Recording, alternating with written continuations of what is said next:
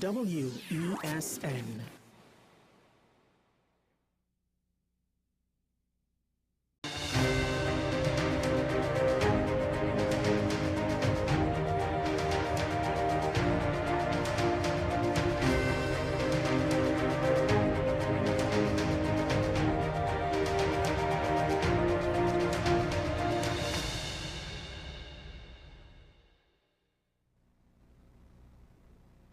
Hello there, and welcome to AM Prime on WESN Content Capital. I'm Keaton Shaw. Thank you very much for joining us this morning on the program.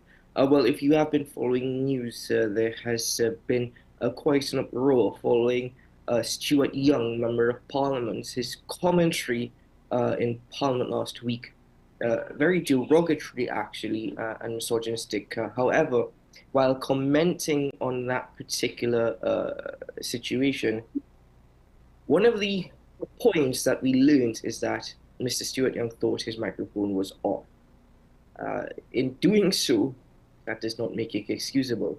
The mere fact is, whether or not the microphone is on or off, such comments do not belong in Parliament. Now, since then, following an uproar in public, Mr. Stuart Young did apologize initially via social media. In fact, when he first appeared before the Standing Finance Committee, I believe it was on Tuesday, he actually made a joke. He says, "I hope the microphone is on." Those were his first comments from his introductory speech. He has since apologized via social media, as I've mentioned. And yesterday, following criticism from the Speaker of the House, who one could argue was forced to act following a motion brought forward by the opposition to have Mr. Stuart Young appear before the Privileges Committee, and following again quite an amount of uproar from the public domain in respect to his comments, the Speaker of the House, as I said, was forced to act. In doing so, she admonished Stuart Young and she criticized him, saying that such language, such behavior does not belong in our parliament. And he did. He was forced to make an apology to Parliament. Now, in making an apology to Parliament, he did not call any names in specific, those towards whom the comments were geared to. That being said, his apology satisfied the Deputy Speaker of the House, Esmond Ford. Bridget Annister George had exited the chamber at that point, and Esmond Ford actually entered the seat. And satisfied Esmond Ford to the extent that Stuart Young will not appear before the Privileges Committee, because even after he apologized to Parliament, Chief Whip of the Opposition United National Congress, David Lee, actually still put forward a motion for him to appear before the Privileges Committee. That is not the case. So has this come to an end? We don't know. Let us see if the public is satisfied with the apology on the part of Stuart Young. The Parliament seems to be, but that we will deal with in time to come.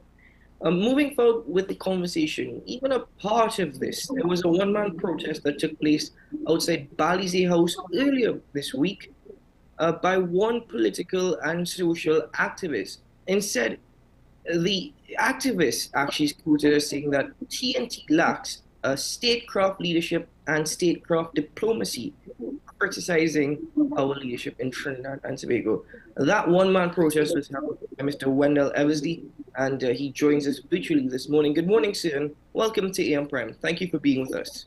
Yeah, good morning, and good morning to all your viewers who locked on listening this morning to the latest development coming out of our parliament yesterday by the statement from both the Speaker of the House of Representatives, the Deputy Speaker, and also from Stuart Young.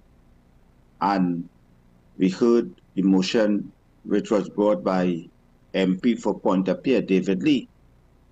And earlier on, he said outside Balize House. It was not outside Balize House, it was outside the Parliament. Thank you. Yeah, I did my protest in outside the Parliament, because one thing I always say, I will always fight for good governance from all organizations in Trinidad and Tobago.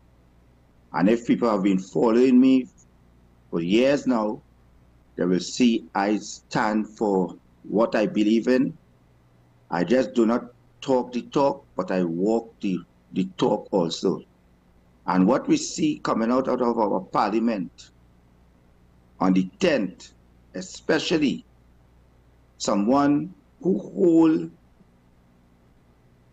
about 6 positions, one person, a member of parliament, an acting prime minister on 2 occasions, minister of energy, minister in the office of the prime minister, and the chairman of the ruling party.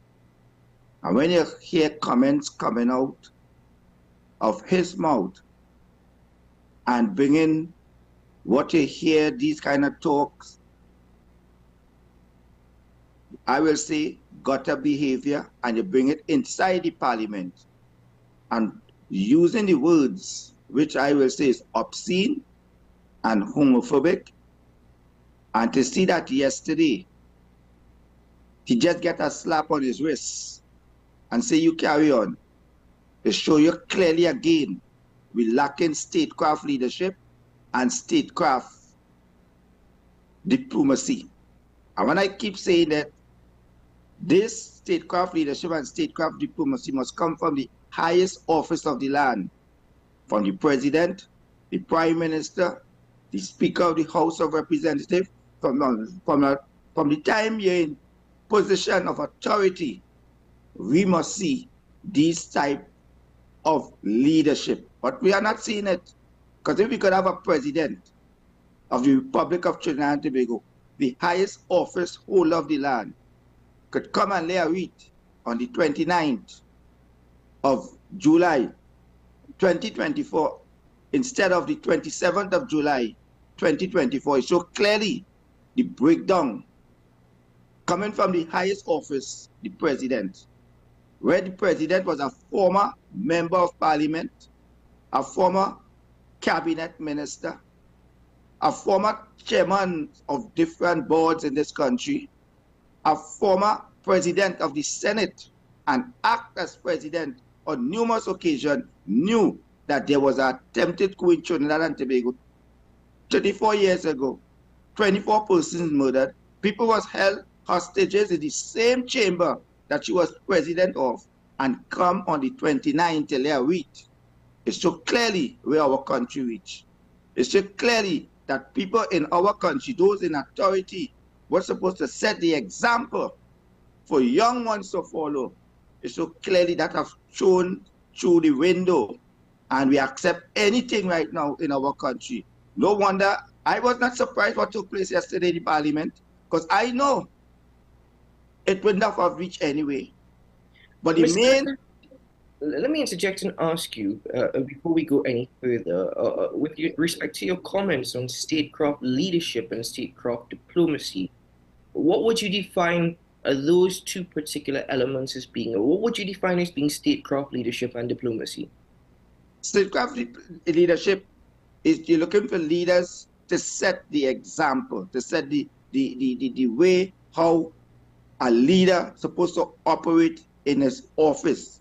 A leader who supposed to take the lead in showing his or her organization how things supposed to be done and how things supposed to be carried on in a manner where we could see his style of leadership is a style that will take the country or his organization into a direction that people would see that this is a leader who is taking his and her organization or her country in a manner that people expect. And we say this is truly, truly a statecraft leader. This is a leader who leading by example. This is a leader who is showing that this is the way our country should be governed, and not the way that some people think that our country should be governed, where we see a lot of lawlessness.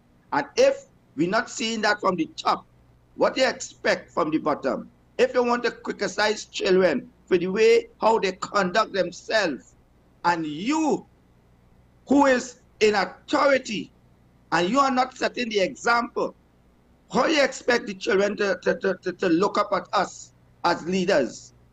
The children will say, if, okay then, for instance, we have youth debate in parliament. And if we have youth debate in parliament and we have the youths getting on the way, how they are getting on, how would we say about, what would we say about them? We are the ones who sit and listen to the youths debate. The speakers sit and listen, the deputy speakers sit and listen, other members of parliament sit and listen.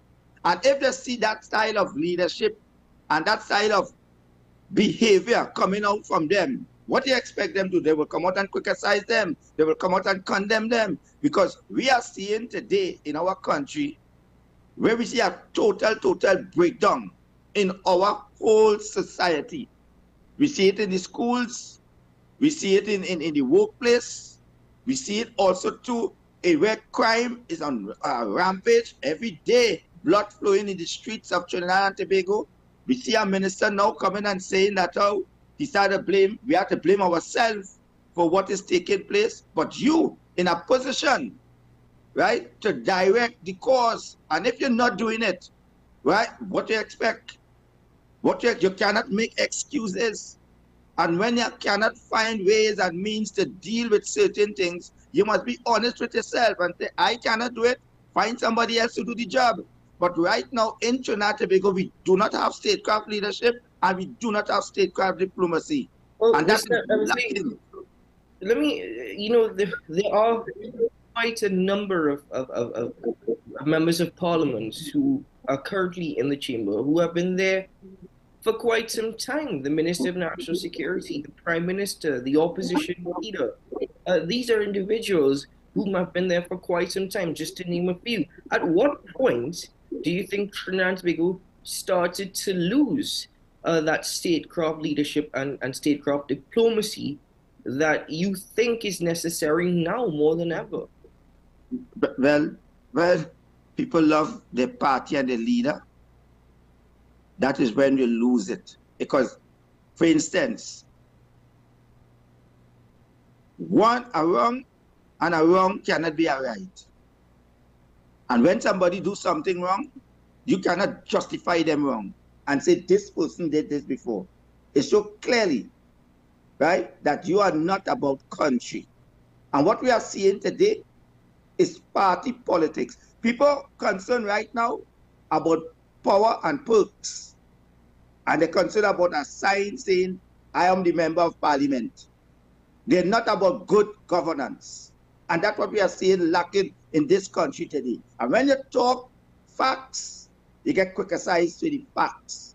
But you get praise to doing wrong. And that is what we reach in Trinidad and Tobago today. We get praise for doing wrong. People will come out and defend a wrong, rather than say, hey, this is truly wrong. You know what they will say? This one say before, and this one say before. Today, they're trying to justify what Stuart Young said with the slave master name. They're trying to justify what Stuart Young said with the Oreo comment. They're trying to justify what Stuart Young said with the highway open the leg. I criticize all of that. I went and protest all of those things. I went in the public domain. I did protests. I did marches. But what they're not trying to see, we cannot have office holders sitting in the highest court of the land where they make legislation for you and I and getting on in these kind of behavior. And our country is lacking statecraft leadership and statecraft diplomacy. And if all they don't want to call a spade, then something definitely wrong. We have to forget about party politics and think about Trinidad and Tobago. You expect a deputy speaker to rule against his colleague? You expect a speaker of the house could rule against the people who put her there? So we don't have independent speakers in our house. We don't have independent deputy speakers in our house. That's why our constitution need an overhaul. That's why nobody don't want to have meaningful constitutional reform in this country, because everything lies in the power of one man hand. Why it is in 2024 are we going into a general election to have a ceremonial president? Let me ask you a question. I want to ask the Trinidad and Tobago, what is the role and the function of our president? What our president could do for us? More than act on advice of the prime minister. That our president could come one day and say, I bring in certain laws and bills so that we, the people, the president give us all kind of fancy talks. But when you have a president coming on the 29th to lay a wreath, when the darkest hour in our country, where it was an attack on our democracy, it was an attack on our highest court of the land, it was an attack on the people, and to get the opposition and the government to recognize the day. But you know, I watch and see when the American embassy call them and invite them to remember what took place in their country 23 years ago on September 11th, and they have a prayer service at Mary Street, the church there. I watch opposition MPs there. I watch members of parliament there. I watch government ministers there. And on the very own here, you see none of them. And nobody in this country see nothing wrong. So if we don't have statecraft leadership and statecraft diplomacy, everything will fall apart. Now, Mr. Eversley, to what extent is this an issue that Trinbagonians have created? I know that we are not pleased when when fingers are pointed towards the citizens for blame for many things. But in this particular situation, Trinbagonians have voted, have put these individuals into these offices, have elected them to these positions. And this is something that has been going on for years in respect to a lack of statecraft leadership and diplomacy from what you have put forward this morning. So to what extent is it our fault, and to what extent is it that we as citizens can help resolve this situation? The only way we can help this situation right now, Trinidad and Tobago have to unite. And we have to unite and put men and women in our highest court of the land who would put country first. And the only way we could do that, we have an election coming up, and we could justify it by doing the right thing, voting for the right set of people. And the only way we could get that is a united Trinidad and Tobago. And I want to see that.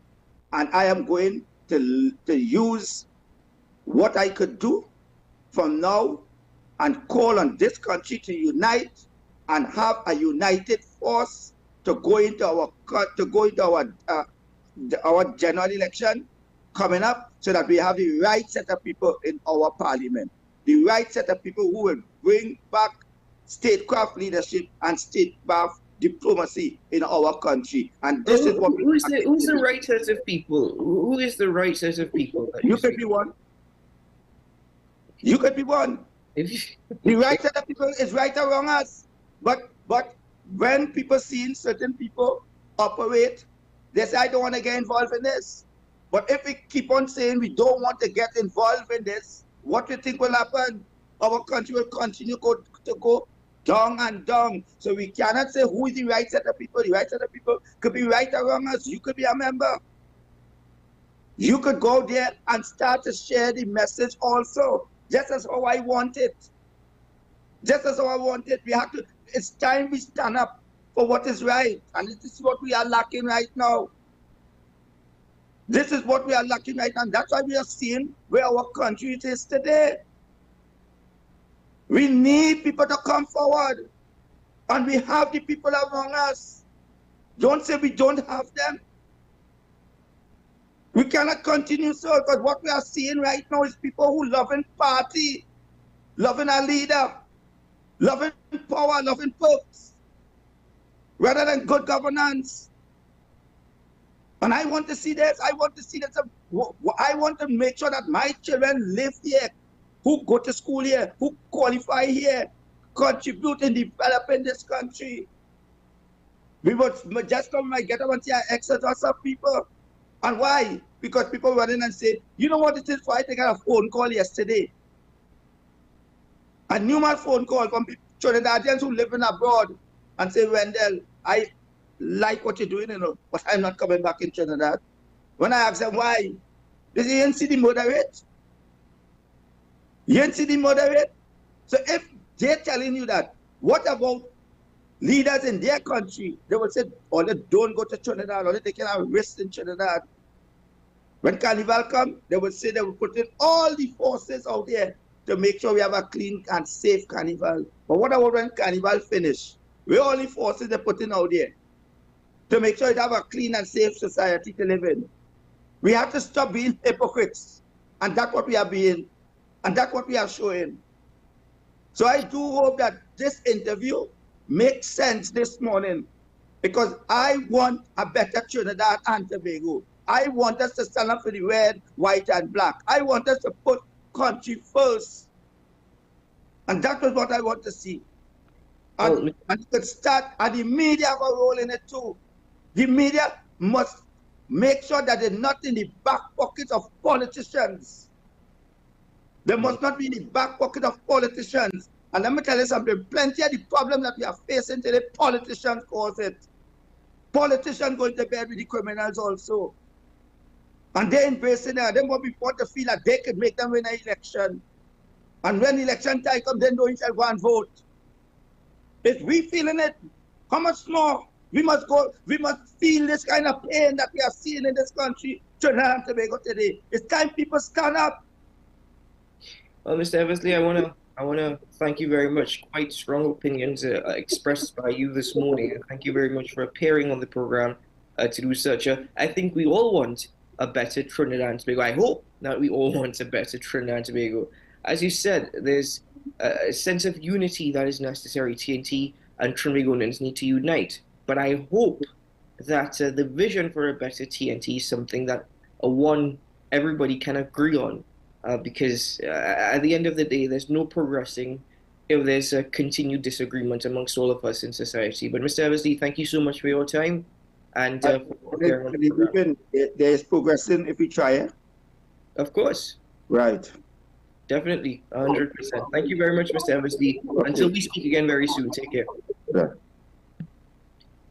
Ladies and gentlemen, I'm quite pleased that we had that conversation this morning, simply because I've interviewed many people, hundreds of people, since becoming host of AM Prime. And honestly speaking, I am so pleased when people speak their mind, speak with a great sense of passion and enthusiasm, and don't necessarily hold back. Not being disrespectful. I'll never encourage disrespectful behavior or an attitude on this program at all. But the level of passion is something that I can encourage. I want people to speak more of their mind openly, instead of us hesitating many of the times. We tend to hesitate quite a lot. Speak your mind, Trinidad and Tobago. Get it out of your system. Let us respect one another. Ladies and gentlemen, let's take a break here on the program. When we return, there's a lot more to get into this morning. Stay with us.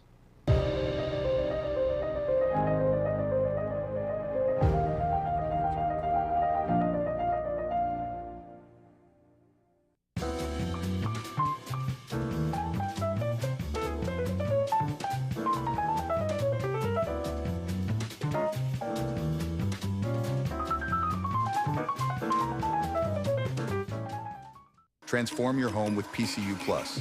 From stylish furniture to the latest appliances, we have everything you need to create your perfect space. At PCU Plus, we offer fair prices and affordable financing options that are cheaper than hire purchase agreements. With convenient locations in San Fernando, Tobago, Arima, and our lifestyle showroom in Barataria, you're never far from the best deals. Visit PCU Plus today and discover why we're the top choice for quality furniture and appliances. PCU Plus, quality you trust, prices you'll love. Visit one of our locations or find us online to start transforming your home today.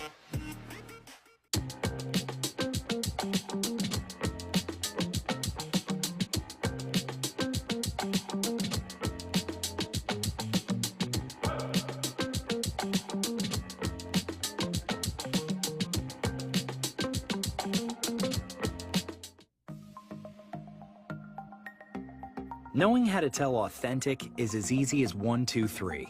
Find it, match it, search it. Step 1. Find the style number on the tag. Step 2. Match the style number inside the jersey with the number on the tag. Step 3. Search it. A quick Google search of the style number will verify the jersey is authentic when the search results match the jersey being searched. Don't be fooled by counterfeit jerseys. Before you buy, remember to find it, match it, search it. Fan Zone, 2 locations nationwide. Center City Mall, Chaguanas and Movietown, Port of Spain. Nationwide delivery available. Take some time for yourself or spend some time with the family at Sandy Point Village Hotel. Enjoy our various studio and suite apartments, self-contained with their own kitchenettes and Wi-Fi. We also have our famous 100-foot swimming pool and our beachfront restaurant, the Steak and Lobster Grill. And our location in Crown Point puts us near the center of activity from the nylon pool to the local nightlife. Call us and make your reservations at 639-8533, 389-2378 or email us at sandypointvillagehotel@gmail.com.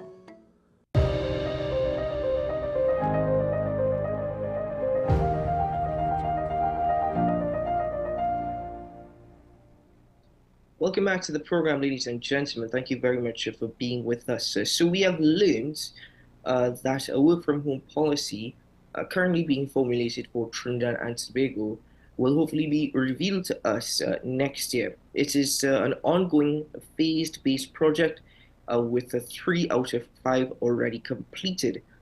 So hopefully by the end of March next year, we will have a better idea as to such a work-from-home policy. But it is very important, and you might be wondering why it matters. The world is becoming more and more interconnected. But during the COVID-19 pandemic and post-COVID-19 pandemic, many businesses embraced the idea of employees working remotely. And there are a number of benefits, actually, to employees working remotely. But there are a lack of well-considered guidelines and principles that probably erode the advantages. So what are the elements that are necessary for a work-from-home policy for Trinidad and Tobago? Well, I'm joined this morning by an individual whose CV is quite decorated. So I think the most appropriate, term to introduce them as this morning, the most important designation is an industrial relations consultant. Mr. Courtney McNish is with us. Good morning, sir, and welcome to the program. Good morning, Keithan. How are you? I am doing well, sir. How are you doing? I'm not too bad. You have me up very early. Actually, Mr. McNish is true. He was in the Zoom since before 6 o'clock this morning, so we have to say thank you very much for that. Yes, I was.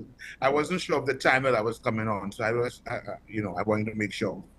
Indeed, sir. Well, thank you very, very much for being with us. When it comes to work-from-home policy, and we're speaking about employers in mind and employees in mind, when we're speaking about business continuity, sorry, my apologies for tongue twister, what are the elements that are necessary for adaptability and resilience for a work-from-home policy? This reminds me of a very popular saying by one of the most famous management gurus in the world, Peter Drucker. He said, what you cannot measure, you cannot manage. And that itself brings into focus the whole issue of accountability.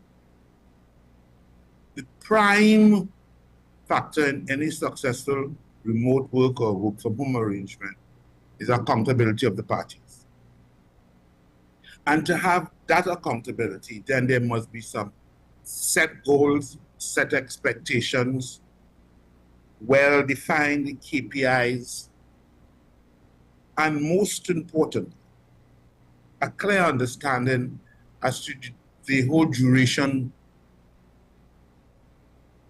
of the arrangement, whether it's permanent, long-term, short-term, and how is, if it's a short-term or a temporary arrangement, how is the employee particularly going to be reintegrated back into the normal corporate life? One of the things that researchers have identified with one of the drawbacks of remote work is cultural isolation of the employee who is working from home. It very often happens that within the whole network of relationships that exist, if there are one or two or three persons who are working remotely, it's possible that if it's not managed properly, then isolation can occur. People tend to forget, hey, he's working with us, etc., etc. And there must be some strategies to ensure that does occur. For example, one of the strategies is often used is a mandate that you need to attend one or two in-person meetings in the office, etc., etc., to ensure, because once a person has to be reintegrated, there may be some issues if the person has been working remotely for years and here for a very long period. In national policy on work from home, however, has to be very generic in nature. It has to be generic. What do you mean by that? I say that because each work environment is different. So there should be some generic guidelines, but it cannot be very specific to every single work environment. It means, therefore, that the specifics of the terms and conditions that would be attached to such an arrangement would have to be defined generally by the parties involved in the work arrangement. I mean, we have written several work from home or remote work policies for clients. And that is what has struck me, how different each environment is. What is the work culture in the environment? Can that culture transcend through an IT system? Whether it is actually a remote working environment or actually work from home, because there can be slight differences. If you're working from home, all your hardware and software, where to treat with that, your responsibilities will be lodged at your home. If you are a remote worker, which means you can work from anywhere, then your systems must be mobile, must be able to work efficiently wherever you are. But it can be covered generally under one policy. Essentially, Mr. McNish, though the very basic principles or ideals of a work from home policy are necessary, one size does not fit all. Am I correct? Yes. From what you're saying? And that's what I'm saying. That's exactly what I'm saying. So from a national perspective, do not expect the policy to be extremely detailed or can easily apply to every single work environment. One would be able to take the generic guidelines, tweak it, shape it for your own specific environment. The bigger overall issue is that are the expectations of the parties explicit and clear? Does the employee know what the targets are, what is intended to be achieved, and what terms and conditions particularly apply, for example, hours of work? Again, because of the work or the responsibility, 8 to 4 may not necessarily be you can have a generic condition where you must put in at least 5 hours of loggable, measurable work time. That now becomes a generic hours of work arrangement, as opposed to in the office 8 to 4 with a 1 hour lunch for break, etc., etc., etc. Mr. McNish, is there a specific formula or are there formulas for creating a work from home policy? In fact, are there different types of work from home policies, given what you have put forward this morning? Yes, there are different types of work. I made a distinction between working remotely and working from home. So those would carry different types of arrangements. Although, from a general point of view, it is a work arrangement where you're not required to be seated at a desk in the office. But there are some general factors that must be considered. And let me see if I get, for example, what are the expectations of the employee and what are the expectations of the employer? What is the employer required to do? That must be clearly identified.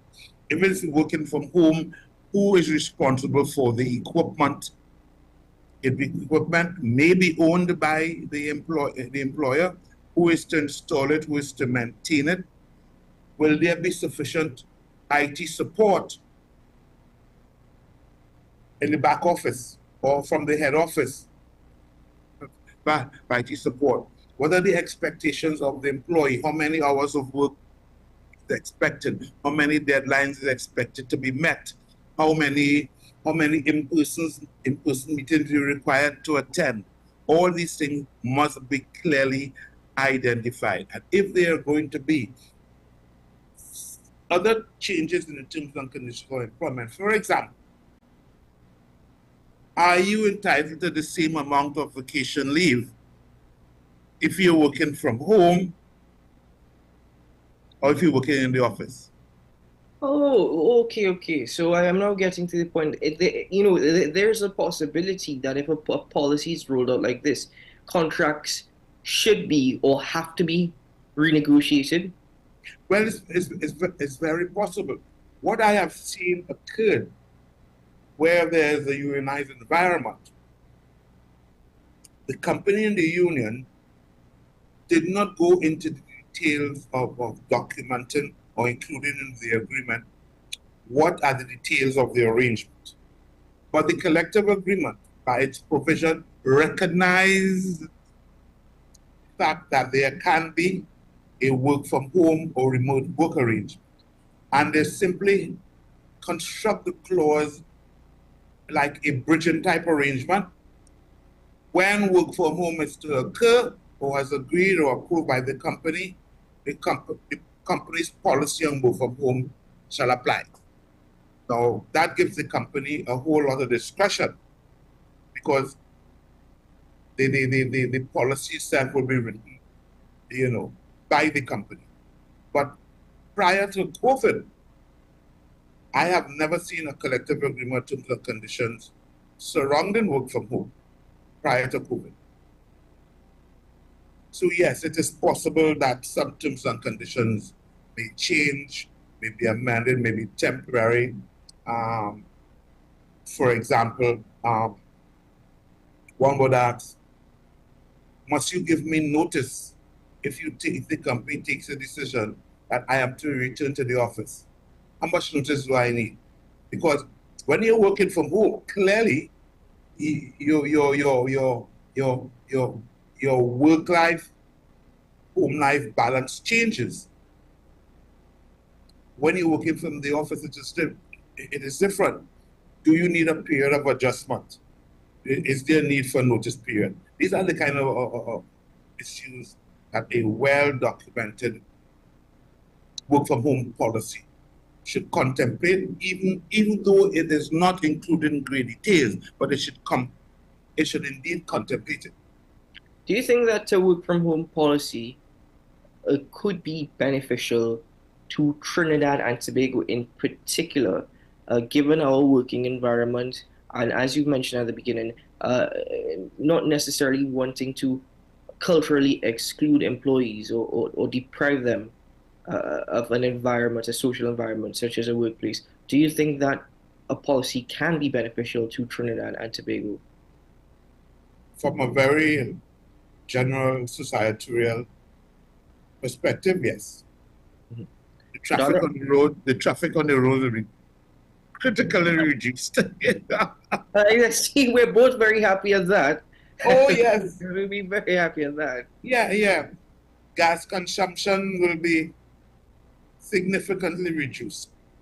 But really should be. Why is it being considered as a national policy? Mm-hmm. Is it because the government sees a social benefit from it? And yes, there can be some social benefit.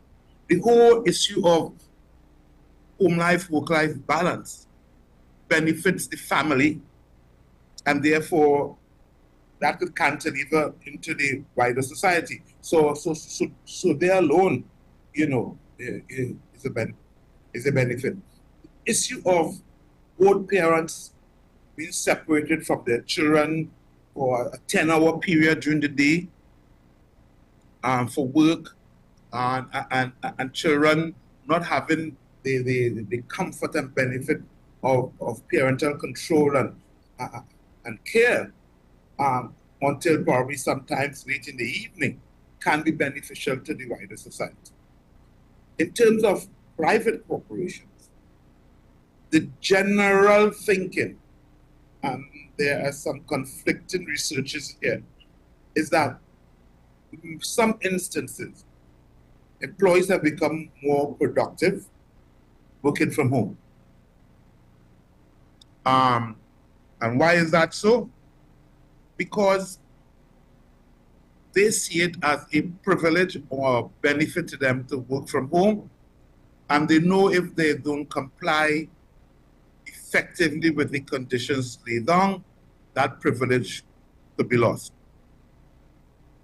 You know, you made it's a point of which we smiled at and we laughed at when you spoke about traffic will be less, gas consumption will be less. So there are obviously benefits more in depth than what we actually think about when we speak about a work from home policy. The first thing that comes to our mind is the fact that, oh well, office space will be reduced, rentals and the cost of running an office might be reduced. But productivity on a whole, we often speak about how many hours of productivity are lost because of having to sit in traffic, how that affects our economy as a whole. A work from home policy, does it automatically equate to increased productivity, or is that something yet to be seen? I think I'm still waiting to see more confirmed research data on that particular topic. There has been some evidence. Some companies in 2024 have not gone back to fully reintegrating all their people back into the office up to now. And there must have been a reason for that. Because a private corporation is concerned about its productivity and its profitability. And for many companies to still have such arrangement in place, whether partially or entirely, says that there's some degree of satisfaction with it and is bringing some degree of benefit to the organization. There is a school of thought, and I have seen research that says, yes, working from home increases productivity. I've also seen research that puts a damper on that and questions that. If we have to apply a national policy, which would apply to government offices and stuff, and government offices and the services governments offer to its citizens, a lot of it can be done from home because more of them is data collection, data entry, reports, generating reports, analyzing reports. I am sure once expectations are clearly defined, once targets are really established, and there is a firm, robust measurement mechanism to hold people accountable, I think work will get done, and I think it will redound to the benefits of all the parties involved. How do we reduce the disadvantages of a work from home policy, such as loneliness, isolation, or even the potential for a poor work-life balance? How do we try to reduce those disadvantages? Well, the employer can do just so much. Yeah? Let's be frank and fair. Mm-hmm. And one of the ways employers have found to particularly the issues of cultural isolation is to ensure that there is an in-person contact ever so often built into the arrangement. The fact that everybody is no longer in the office, that's a risk that we'll always have to manage. And there are just one or two ways in which you can treat with that. improve levels of communication and ensure that there is indeed built into the arrangement frequently or in-person contacts with parties, with the network, and with the network, I mean the network of the human network of relationships. I'm not talking about networking through the system. And having direct company strategies to target the issues of cultural isolation. And the isolation we talk about is already cultural isolation. When you become alienated from the core culture, of the organization. From a public perspective, I am not sure what systems the government could put in place to defeat that or counter that, save and accept some of the same things I just mentioned.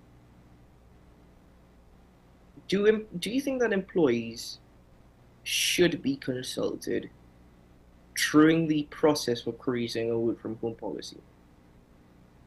Well,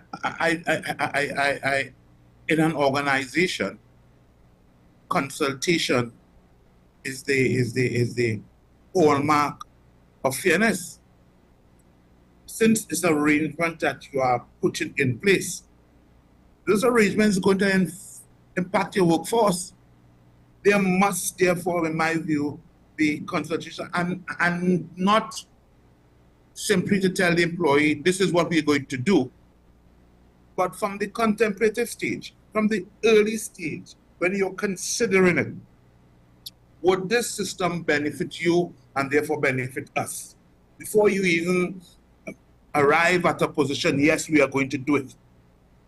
Yes, so my answer to your question is consultation is absolutely necessary because the employer has an obligation to be fair. But in being fair, whilst consultations are a good thing, it doesn't necessarily mean that the employer or the organization are in a position where they are obliged to adopt any of the demands or any of the recommendations put forward by the employees of said organization. No, you're correct. And that's the nature of consultations. Consultation is not a negotiation. A negotiation requires the parties to come to an agreement. Consultations allow the employer to solicit feedback from its employees for it to consider. And fair consultation, good faith consultation, requires there be evidence of that consideration. You suppose that, for example, you have feedback from the workforce that throws up 15 or 16 points to consider, and you cannot even implement one. That seems to me to be a situation where the employer has very well made up its mind what they want to do, and therefore they're just going through the motion. Yeah, but you're very correct. An employer is not obliged to accept any recommendation coming out of a consultative process, because it's not a negotiation. Well, I'm glad that the definitions you have appropriately put them where they are. Mr. McNish, I want to thank you very much for joining us on the program. At this particular point, there's only so much that we can speak about in respect to the basic principles, but when that work from home policy is rolled out next year and we have a better idea, I look forward to us dissecting it and analyzing it as a whole. I am also very interested in seeing how it is done, how it affects the workplace environment, in the public domain, how it would impact private sector companies. As I sit here, most of the big companies in Trinidad and Tobago since COVID have developed such policies. I want to see how consistent, how they would interlock and relate to each other. Indeed. Indeed. Well, I look forward to that conversation when the time is appropriate. Thank you very much, Sue, for your time. Thank you very much. Thank you. I'm going to get my coffee right now. I think you deserve 2 cups. All right, Keaton. Bye-bye. Have a good day. Take Okay, bye-bye. Ladies and gentlemen, Courtney McNish joining us on the program this morning. Thank you very much for his time and presence indeed. Let's take a break here on AM Prime. We'll resume shortly as we get into our final topic of discussion. Stay with us.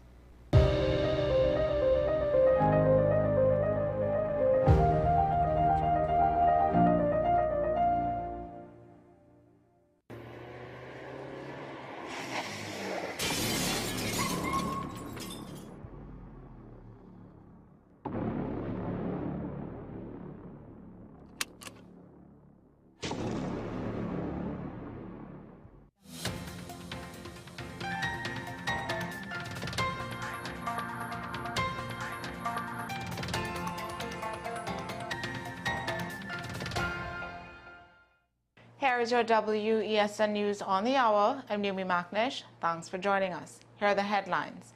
Gunshots outside Southeast Port-of-Spain Secondary School. Tutor calls for more security.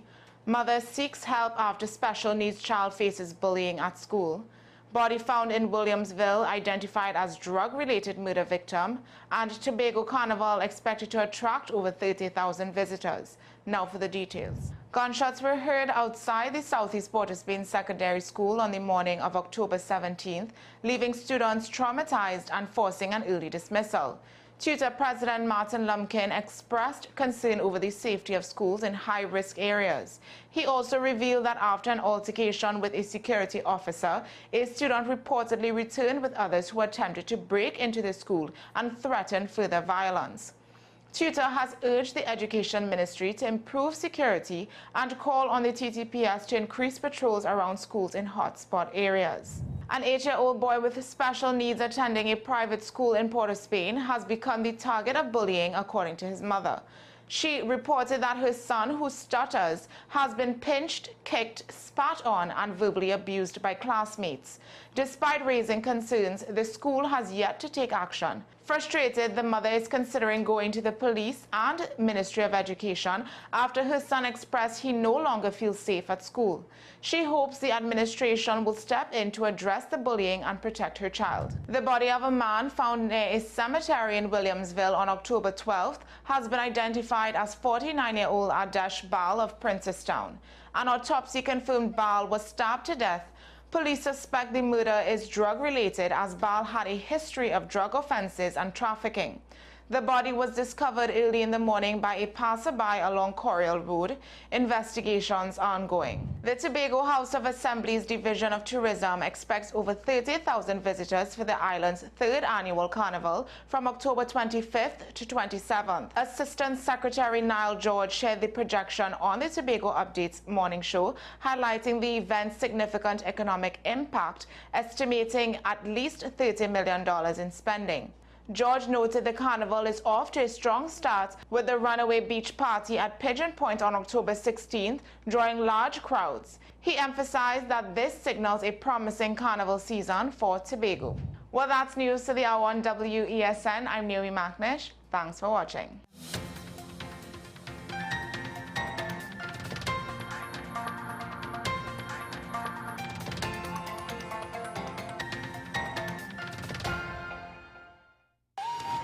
Come travel with us as we explore Diwali across the globe. Diwali is celebrated in many countries worldwide, but do you know the traditions and practices of each nation? From Guyana to Australia, WESN presents Diwali Passport, October 9th to October 30th, with replays on October 31st. It's Diwali Passport, a WESN exclusive.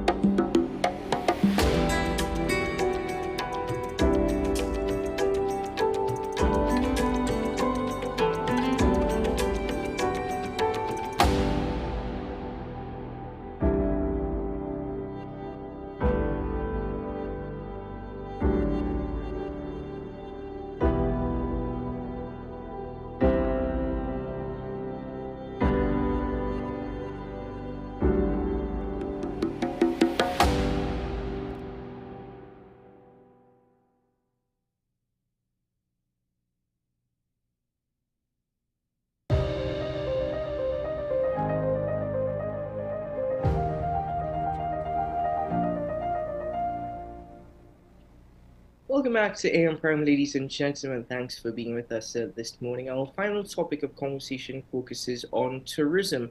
The Minister of Finance said that Trinidad and Tobago is experiencing a remarkable resurgence in our tourism industry.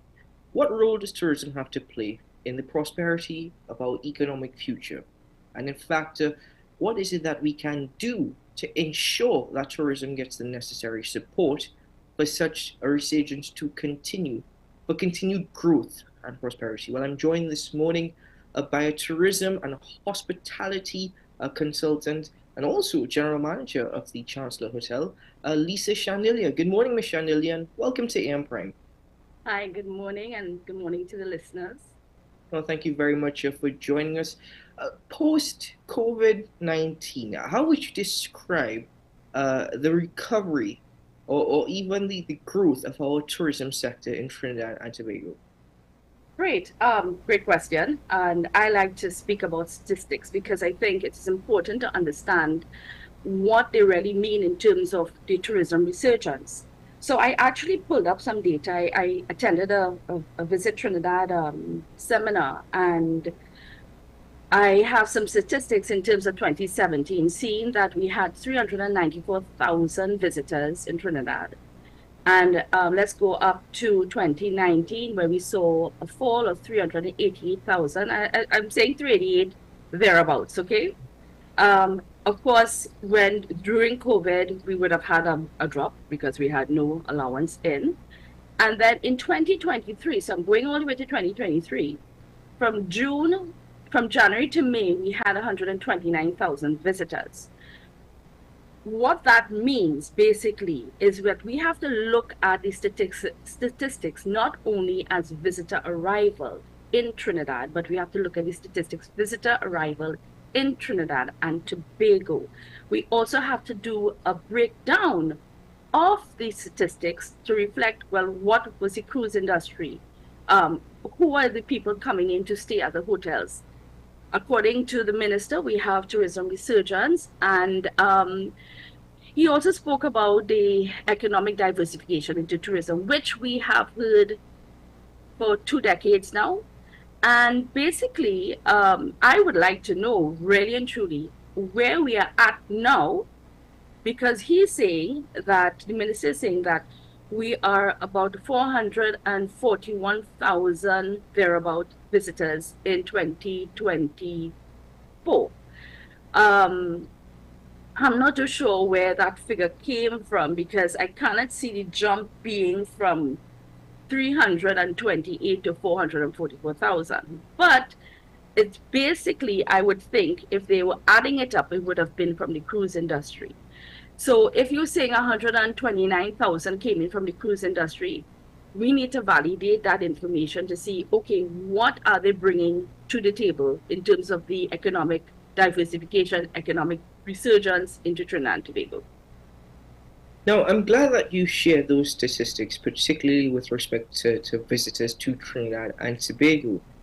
But is there any data that gives some sort of insight in respect to visitors' spend? Because as much as they may be visitors, do we have any data with respect to how much is actually spent on average by those visiting Trinidad and Tobago? How much the economy has actually gained through visitors? Let me track back on that information there. There is no way I would see where they have that statistical information based on the fact that we don't give tax refunds when they're leaving the airport or they're leaving the cruise. So I'm trying to figure out where they even discuss that they have this economic growth coming in. Because normally if internationally, let's say in Europe, so when you travel or you go to on the cruise industry and you go to Mexico or any of those places, there is a where you have to say, well, okay, I'm going to declare my tax back. So they know and they capture the data of what the spend would be from the cruise visitor or from the inbound visitor. I don't see that happening in Trinidad. I don't know if anybody else has that information, but they keep saying that there is economic growth. Now, what is also interesting is that we had major events in Trinidad this year, which was the ICC, I think, ICC 2024 cricket. And then we had last year in 2023, the Commonwealth Youth Games as well. Yes. Which the government would have spent money to actually host. And I think we have the Crifter Games next year, if I'm not mistaken. And we have the Crifter Games coming up next year, 2025. Now, that is government spend. The youth minister, or the sport minister indicated that it is great for the economy, etc., etc. But have you or anyone seen the data in terms of what the spend would be? What is the money that we have put out to actually host these events, and what is the money gained from hosting these events? Do we get business coming back? Now, another important point is that we always speak about who our source markets are. The source markets would always be the US, Canada, and the Caribbean islands. They always speak of the diaspora. So basically, if you have 2 decades of that information in terms of who your source markets are, then how are we supposed to expect the growth? So you are saying that you're hosting these big events, we are doing these source markets, but I am not seeing where there's information that is tracked with what the spend is by the tourist. Do you think that, I mean, given the approach by the Minister of Finance in respect to tourism, and him focusing on it to quite an extent in the budget, and really suggesting that this is going to be one of the pathways that the government is focusing on for economic prosperity, have we in any way at all, post-COVID-19, implemented measures, systems, policies that can unlock our tourism's true potential?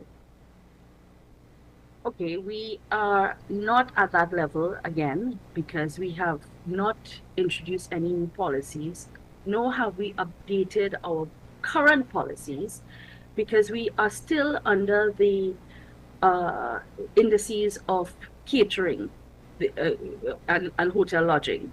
So we are no longer, in fact, under a major umbrella of tourism and what we're supposed to be doing in that umbrella of tourism. So there has been no change in policy. And also, now that we have Airbnbs coming into play, we don't have any legislation in terms of any registration of these properties, any taxation to these properties, licensing, safety, those sort of things that in terms of what we are supposed to see coming in, because internationally, again, that's what they do for the Airbnb properties. Because we have had a large movement of the expat market that has moved out of Trinidad, we have now more people who are hosting areas for events, pool parties, and they don't even understand the risk factors involved or the insurances that has to be paid. Where are we in that whole sphere of how we actually tax and how we actually put licensing and policies in place for the entire industry? Because right now, the Airbnb properties are now part and parcel of the tourism sector. You opened my mind to the realization that we simply have not evolved. We have all the nice words and the nice offerings, but we have not necessarily evolved. Do you think that because we've become so comfortable with our niche offering being solely carnival, we focus too much on that the rest of the sector just seems to fall on the wayside during the course of the year? Carnival season just seems to get all the attention. And I am going to ask the question again. What do you mean by carnival season? Carnival season used to be at least 6 weeks into carnival, Monday and Tuesday. We are now a 5-night stay. People are literally coming in just for a package. The diaspora market, in which we are spending our marketing dollars, are only coming in for 5 nights. What is happening to our pre-carnival? So yes, I would think that we have spent a lot of time in using nice words I must admit, when I heard tourism resurgence, my ears poked up. I was like, yes, something is happening in this country. But what is happening? Are we in that position to say that we are structuring ourselves correctly? When we say we are going into, because the Minister of Finance did indicate that in his speech, that we are sticking to the diaspora market and we are sticking to our source markets. When are we going to move out of that? When are we going to move out of the discussion that carnival season is carnival season for 6 weeks? We only have, as a hotelier, I will tell you, people are pushing only for 5 nights. They come in on a Wednesday night and they fly out on a Tuesday right after Carnival. Before, in terms of 2017, 2016, 2015, we had people coming in prior to going to all the different tents and shows and going to see what was happening within the carnival sphere of pets and getting your costume, making up different things to your costume. So they had this more of excitement. Now it is pretty focused towards fete and party. So I don't, again, understand when people say carnival season as though we are this big space for carnival. And then on top of that, which we have to also look at, is carnival really and truly Trinidad and Tobago? When we hear carnival now, we think Miami Carnival, we think Canada, we think London, we think crop over in Barbados, Jamaica Carnival. Are we very unique? So we have to now rethink how we actually going to make our carnival unique. You also think about carnival in Brazil. But basically, we need to understand that when we speak about a carnival season, we need to speak about it in terms of the broader sense and not a focused 5-night package. So going forward, because again, cruise ship season, I say cruise ship season. It's now on. I use that word season. You're right. A great focus on that and the number of visitors who are arriving by cruise ships. That does not necessarily mean that these individuals are staying overnight, of course. They don't stay overnight. So in respect to the markets or the airline industry and us opening up those markets, do you think that significant progress has been made or is being made in respect to allowing more visitors or the capacity for us to have more visitors here in Trinidad and Tobago? Piarco International Airport, of course, being that hub. Okay, let's start with the cruise ship season, which has started, and you're quite correct by saying that.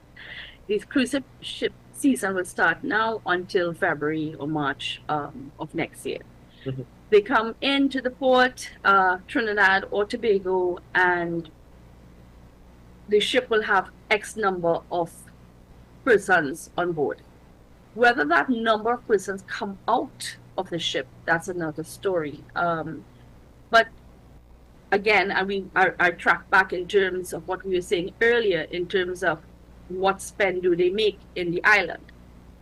So we don't know, and we have no figures of how many people actually come out. We could only say that when they come out, they actually fill out a form and they say, well, okay, they went here, there, and everywhere, or they just stay within the port and they head back out because of the concern of crime in the country.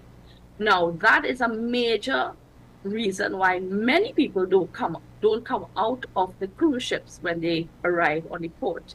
Also, we've had several instances where, well, we had the instance last year where a person came off the cruise and they were attacked. You had in Tobago where there was an issue with how they were treated by the tour operator. So we have things we need to correct in that regard. In terms of the airline industry, now the airlines have moved forward in terms of the different places that they are visiting. Now the airline, which is Caribbean Airlines, and they have the new airline that came out, which is Frontier. We have KLM. Now the Minister of Finance indicated that we have had more airlift coming in, and we have also with CAL flights out and in from Tortola, Puerto Rico. They have Curacao, and I think they're opening somewhere else again. I'm not too sure which one of the islands. but I don't see where we are fitting in. You have the airline industry, it means more heads on a bed, but really and truly, was this done in isolation?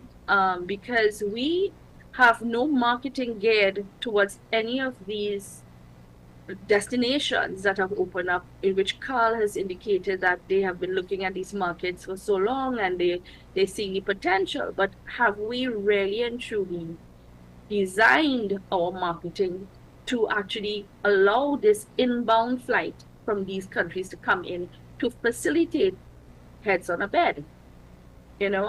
So it's a catch-22 in this particular regard, because I'm still trying to figure out myself where we're at. And let me just interject here by saying, the reason why I'm sounding as though I'm not too sure is that we don't have a hotel association in Trinidad. We haven't had a hotel association for 4 years now. So it is basically what we hear on the ground, or what someone who is on the inside of the Trinidad and Tobago tourism agency, will inform us what is going on by a newsletter. Other than that, we have no information. So coming to that point now, is the Minister of Tourism, Culture and Arts, which is a very broad portfolio, would indicate to the agency, well, this is what is happening, etc., etc., and we have no input in terms of what is going on. So he doesn't have that feedback from us. So basically, we are in a really catch-22 position in this country. Does that render, the hotel sector as being voiceless then? It is. It is. You're quite right. And I've been saying that for a long time. We are voiceless, and there isn't any push towards having us have a voice. And that's a very sad situation for the industry. And there are so many things that is happening which we could have an input in, because we are concerned about our position in the industry. And maybe I would be saying that because we own the business. However, who owns Hilton? Who owns Hyatt? Who owns Magdalena Grand? That's the government. Yeah. They have more inventory than everybody else.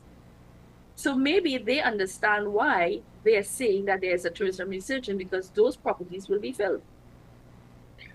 Well, I guess it's a tourism resurgence for government-based entities, and not a tourism resurgence for the tourism industry or sector as a whole. Well, that's my take, because I'm not seeing that shift. I'm not seeing the movement towards building the industry. I'm not seeing or hearing anyone speaking about it in terms of what is the action plans. We talk.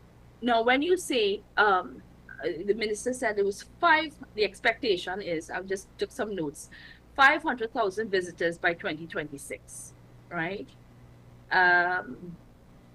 We are at a level in which we've been saying the same thing since 2017. We are going to 500,000. The last meeting I attended in 2023, we were supposed to be 500,000 in 2024. So when we speak about research, and let's capitalize how we speak about it, because you're talking about Puerto Rico with 1.5 million visitors. You're speaking about Jamaica with 1.2 million visitors. Grenada, let's look at our next door neighbor. They're doing exceptionally well. So when we are looking at comparatively a resurgence, what are we looking for? A basic increase in tourism arrival, and we have no idea how to get to that point? Moving forward, there seems to be so many things that need to be ironed out. And it's not all going to happen in any one go. But, given the needs of the sector and the industry at this particular point, what, in your opinion, what you think needs immediate attention and focus on? Basically, I think they need to revisit the policies, the tourism policies. The existing policies, that is. Correct. You have to revisit that. We have to start somewhere. We also have to start shifting in terms of our marketing. We cannot be at the same position of the source markets. We have to extend our tentacles out. Now, there are three issues that I see if I put it together, right? We have crime, the diaspora. Your market is diaspora. We all speak about the crime in this country. Do you really believe that the diaspora will not speak about it to their friends and say, listen, we're not going to Trinidad? That's reality. You know, the other thing is the cost of living. And I will tell you, go to the grocery. It's expensive. I went yesterday and I nearly cried when I well, I normally stand at the cashier saying, what is happening here? You know, but the cost of living has gone up. So we are not going to be that much of a credible place to say, oh, wait, you know, things are really good pricing in Trinidad, go to Trinidad. So you have that as a major issue. And then the third one is that who will be coming to Trinidad if we don't start looking at climate change? If we don't start looking at the actions towards how we treat with it? We are killing out our mangroves. We have rubbish all over the country. We have to start thinking about those three areas to actually start making a difference for our tourism product. And then secondly, what is our tourism product? Where are we headed and defining ourselves out there? So, I mean, I could speak on and on, and I go totally, you know, crazy when we have to talk about tourism. But it's such a broad area, and it needs to have isolated areas in which we start to say, okay, these are the foundation that we're going to build, and we are going to strengthen ourselves as an industry so that we could see the actual realization of what you mean by inbound traffic coming in to the country and how many heads will fill our beds, basically.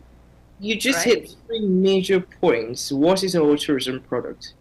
That is I would love for that question to be answered by higher heads. What is our tourism product? You also spoke about climate change, and I'm glad that you brought that up. How many people think about that? We've been thinking of Trinidad and Tobago as now focusing on ecotourism, but there isn't going to be an ecotourism product if we do not address our climate change concerns. That's just going to disappear as quick as we're speaking about it. Marketing. Do you think that Visit Trinidad is doing its job and marketing our country as should be? Because I visited Visit Trinidad website. I explored the website and whatnot. But the thing is, if you do not know that this exists, you know, you don't even know where to go. You wouldn't have a clue as to where I can get this information. I only knew about it because, well, I'm in the media. I follow these things. I learned about Visit Trinidad. But otherwise, how many people in Trinidad and outside of Trinidad actually know about the marketed product? So, very good. Very good. Very good, because you are actually seeing it from researching. If you didn't research it, it's not on your table. You don't care. And there's nothing that pops up to you to says, hey, listen, this is some marketing initiatives that is taking place. This looks really cool. I would love to do it. Whether that information is translated outside there, I don't think so, because we are supposed to see it as well. There are people who are in the operators who try to put out their own videos about I must say I'm pretty impressed with Nanans and what they try to do as an operator to encourage people to see a different side of the bird sanctuary. That's interesting. But really and truly, is it part of the entire marketing plan? Now, if the Ministry of Tourism, the Visit Trinidad, is only promoting, and that's another thing we have to consider. The promotion is Visit Trinidad, you can stay at the branded properties, right? It's also ingrained in their marketing drive that this is the place to go to.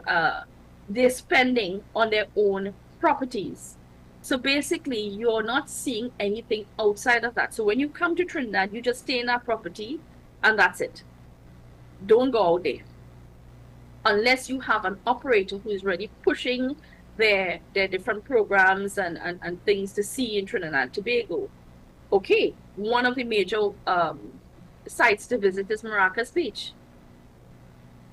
That is another topic, Keaton, that it's a sore point for me in terms of how the place looks, how it is run, how it is managed. It makes me feel very uncomfortable to even talk about Maracas being a point of to go to visit. So let me just skip that point. But other than that, I realized I need to probably give you an hour because, or at least at the very minimum an hour, because I could go all over. let's speak about this. Let's try and squeeze in as much as possible in 30 minutes. I think that I underestimated how much we have to speak about. It's a lot. It is a lot. But it's a whole sector. It's a whole industry we are speaking about. Yeah. But it just goes to show, I mean, the points that you raised, it just goes to show the potential or the capacity that exists. You know, if it's one thing you can take away, you've highlighted the possibilities that exist. It's what are we doing to harness the true potential of the industry.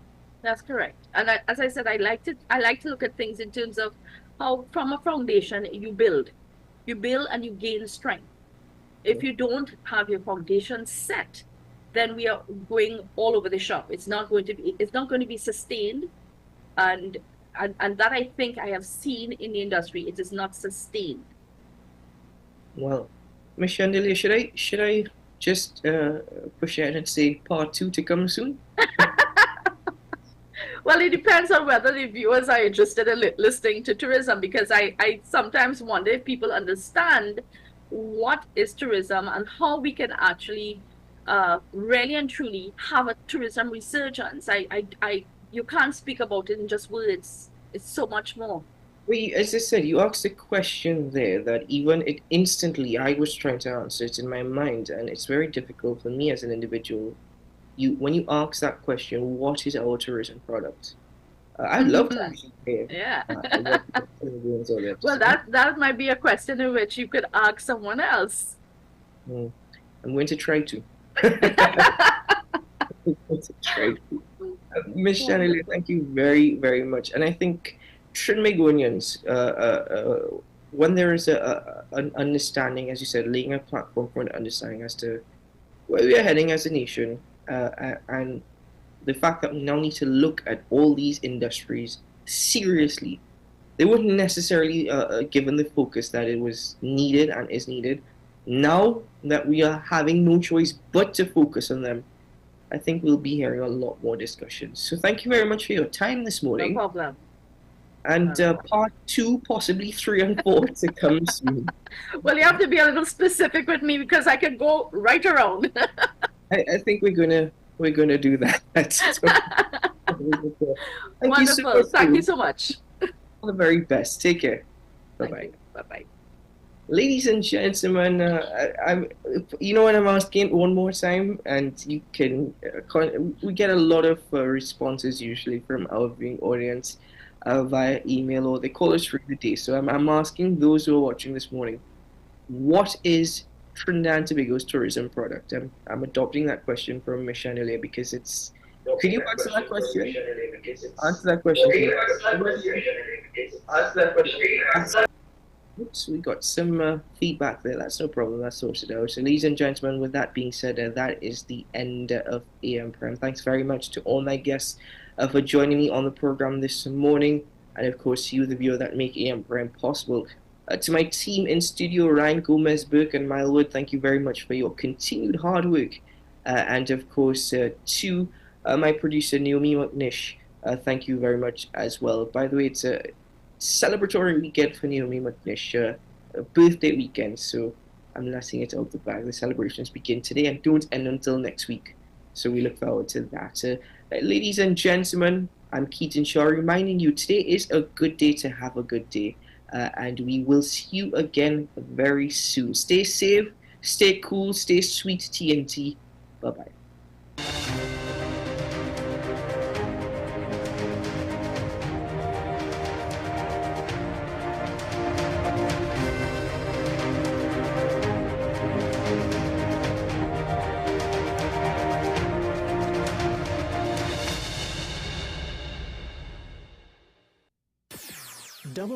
WESN.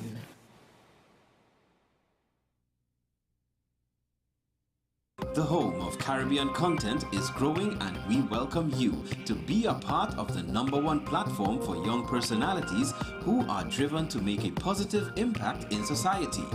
As we continue to reach every corner of Trinidad and Tobago through our daily broadcasts, our social media pages, or through our 75+ digital billboards across the nation, contact us to learn about our competitive rates via marketing at wesncc.com or call us at 628-5835. WESN Content Capital.